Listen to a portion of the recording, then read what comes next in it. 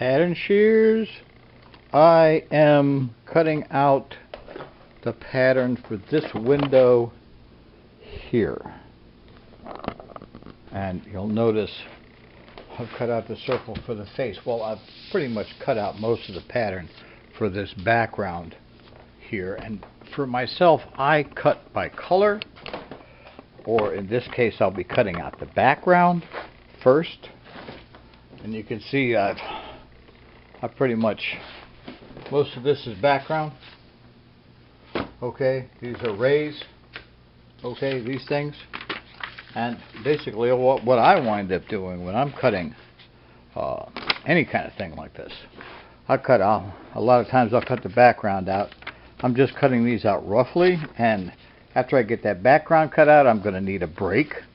So I wind up cutting the rest of that out. Plus, you know, I'm using a couple of different shades of yellow for the face and these rays.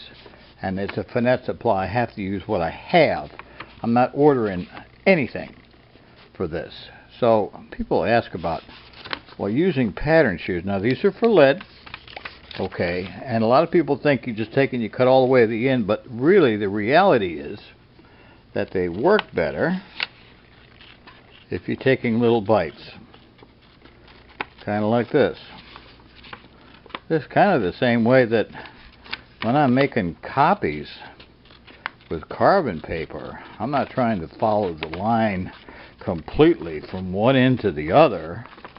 Okay, which is kind of a pain in the ass for some people. I understand that. It's like writing in the post office, you know. Have to press hard because you're making umpteen copies. And it can be the same way with, you know, use carbon paper. And you get to the end and you take the paper and the carbon paper off and you didn't press hard enough for the line. So I'm going back and forth with little cuts. Okay, but with pattern shears, it's little cuts. Okay.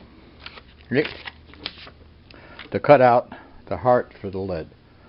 Okay, so yeah, you know, when I cut most of the pattern out, and I said, oh, I ought to make a video for this, just for folks wondering what's going on. In straight lines, you can take longer cuts.